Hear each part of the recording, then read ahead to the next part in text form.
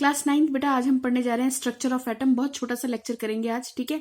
तो structure of atom के बारे में हमने ऑलरेडी कुछ चीजें पढ़ी हुई हैं, उसी को हमने पॉइंट्स बनाया है, इंट्रोडक्शन किया है। Atoms are made up of 3 sub atomic particles called electron, proton and neutron.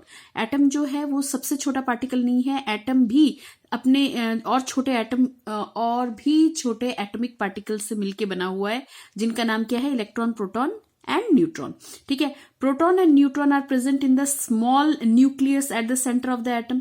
जो प्रोटॉन न्यूट्रॉन होते हैं वो एक छोटी सी जगह, जिसको हम कहते हैं कि सॉलिड है, काफी हैवी इसका मास है ना, डेंस है, ये बोला हुआ है ये सब। यहाँ पे क्या प्रेजेंट होता है, प्रोटॉन एंड न्यूट्रॉन, यानी न्यूक्लियस में प्रोटॉन न्यूट्रॉन प्रेजेंट होते हैं। And electron are outside the nucleus, और इलेक्ट्रॉन जो है इसके बाहर रिवॉल्व करते हैं, इसके बाहर यानी न्यूक्लियस से बाहर पड़े हुए होते हैं, ठीक है। अब अगर हम अलग अलग एटम, अगर हम डिफरेंट एलिमेंट ले रहे हैं, भाई एलिमेंट किस चीज से मिलके बना है, एटम से मिलके बना है। तो अगर आप अलग अलग एलिमेंट ले रहे हो, जैसे मैंने एक मैग्नीशियम लिया और एक क्या लिया मैंने, सोडियम, तो अगर हम अलग अलग एलिमेंट ले रहे हैं तो उनके एटम में इलेक्ट्रॉन, प्रोटॉन, न्यूट्रॉन की संख्या अलग अलग होगी। जैसे मैग्नीशियम का मैंने 12 लिया, सोडियम का मैंने कितना लिया, 11। तो इसमें प्रोटॉन और इलेक्ट्रॉन की संख्या कितनी है, 11, जबकि मैग्नीशियम में प्रोटॉन और इलेक्ट्रॉन की संख्या कितनी है, 12। बात समझ में आ रही है। अगर अलग अलग एलिमेंट है तो उनके एटम में इलेक्ट्रॉन, प्रोटॉन की संख्या भी अलग अलग होगी, ठीक है। अब आ जाओ बात करते हैं discovery of electron, discovery of proton and discovery of neutron की। तो बेटा इनकी जैसे डिस्कवरी हुई थी ना, वो उस पर एक छोटा छोटा एक्सपेरिमेंट हुआ था। इन सभी साइंटिस्ट ने, जिनके बारे में अब पढ़ेंगे, इन्होंने एक एक छोटा छोटा एक्सपेरिमेंट किया है, ठीक है। छोटा तो नहीं, खैर बहुत बढ़िया एक्सपेरिमेंट किया है इन लोगों ने, लेकिन वो एक्सपेरिमेंट मैंने यहाँ पे डिस्कस नहीं किया, सिर्फ नोट्स बनाने के हिसाब से मैंने यहाँ पे काम दिया है आपको, ठीक है। तो discovery of electron, J Thomson साहब ने 1897 में इसकी डिस्कवरी की थी। जबकि प्रोटॉन की डिस्कवरी को लेके गूगल पे कुछ और मिलेगा, आपकी बुक में कुछ और दिया हुआ है, लेकिन बात को सुनो। सबसे पहले गोल्डस्टीन साहब, गोल्डस्टीन साहब ने सबसे पहले इसके बारे में मतलब एक एविडेंस दिया था कि भाई अराउंड 1886 में इन्होंने एक एविडेंस दिया था कि पॉजिटिव चार्ज पार्टिकल्स होते हैं, ये पॉजिटिव चार्ज पार्टिकल्स ही क्या कहलाते हैं, प्रोटॉन कहलाते हैं। लेकिन इसके बारे में पक्का प्रूफ जिन्होंने दिया था वो थे रदरफोर्ड साहब, ठीक है। 1917 में रदरफोर्ड साहब ने प्रोटॉन की डिस्कवरी के बारे में कहा था। तो अगर आप गूगल सर्च करोगे तो वहां पे आपको रदरफोर्ड साहब ही दिखेंगे, discovery of proton is done by Rutherford, okay. एक गोल्ड फॉइल एक्सपेरिमेंट किया था जो हम आगे जाके पढ़ेंगे अभी इसी चैप्टर में, ठीक है। अब आ जाओ discovery of neutron, James Chadwick ने किया था कितने में, 1932 में।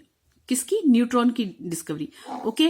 अब इलेक्ट्रॉन की डिस्कवरी करते हुए, इलेक्ट्रॉन और प्रोटॉन की डिस्कवरी करते हुए एक डिस्चार्ज ट्यूब लिया गया था जिसमें गैस को भरा गया था, लो प्रेशर पे गैस को भरा गया था, फिर उसमें इलेक्ट्रिसिटी पास की गई थी। तो उसके हिसाब से जे थॉमसन साहब ने क्या बोला कि जो फास्ट मूविंग इलेक्ट्रॉन होंगे डिस्चार्ज ट्यूब के अंदर, वो क्या बनाते होंगे, कैथोड रेज होंगे, यानी ये हमारे पास क्या है, नेगेटिव चार्ज पार्टिकल्स हैं, ठीक है। जबकि गोल्डस्टीन साहब ने क्या बोला था कि जो फास्ट मूविंग प्रोटॉन्स होंगी वो क्या होंगी, एनोड रेज होंगी, यानी पॉजिटिव चार्ज पार्टिकल्स होंगी सारी, ठीक है। और न्यूट्रॉन पे तो कोई चार्ज होता ही नहीं है, ठीक है। यहाँ पे बात खत्म हो गई। आओ आगे देखते हैं थोड़ा सा और। भाई इनकी कैरेक्टरिस्टिक पढ़ जाओ। कैरेक्टरिस्टिक में तुम क्या पढ़ोगे, मास और चार्ज के बारे में पढ़ोगे, ठीक है। मास ऑफ द इलेक्ट्रॉन कितना होता है, 9.1 10⁻31 kg। तो मैंने यहाँ पे सिर्फ 9 लिखा है, लेकिन बहुत सी बुक में यहाँ पे 9.1 भी लिखा होगा, ठीक है। 9.1 10⁻31 kg।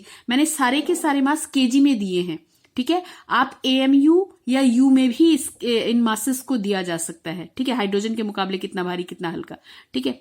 तो वैसे हाइड्रोजन ही सबसे हल्का होता है तो मास क्या है, इलेक्ट्रॉन का मास है 9.1 10⁻31 kg, प्रोटॉन का मास कितना है 1.6 -31 kg, और न्यूट्रॉन का जो मास है वो कितना है, लगभग वैसे बराबर ही होता है, लेकिन फिर भी यहाँ पे हम मतलब इतना हमें एक्यूरेट में मैंने अगर दिया है तो दैट इज 1.6 10⁻27 kg, याद कर जाओ। अब बचा चार्ज की बात। अच्छा, एक होता है हमारा रिलेटिव चार्ज और एक हमारे पास क्या होता है, एब्सोल्यूट चार्ज, राइट।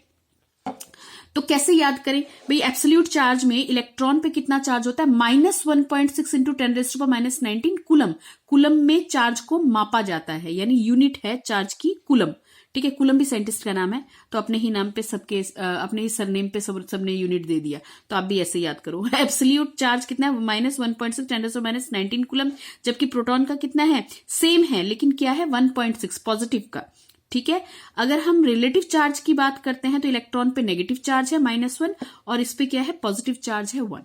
ठीक है, आपको याद क्या करना है, आपको दोनों ही याद रखना है। ठीक है, और न्यूट्रॉन पे तो कोई चार्ज होता ही नहीं। तो बेटा यहां तक लर्न हो जाएगा। ठीक है, अब इसके बाद हम करेंगे एटम के बारे में, जिन्होंने डायरेक्ट बताया था कि भैया एटम के अंदर क्या है, एटम कैसा है, तो बहुत सारे मॉडल्स हैं, उसके बारे में हम नेक्स्ट क्लासेस में पढ़ेंगे।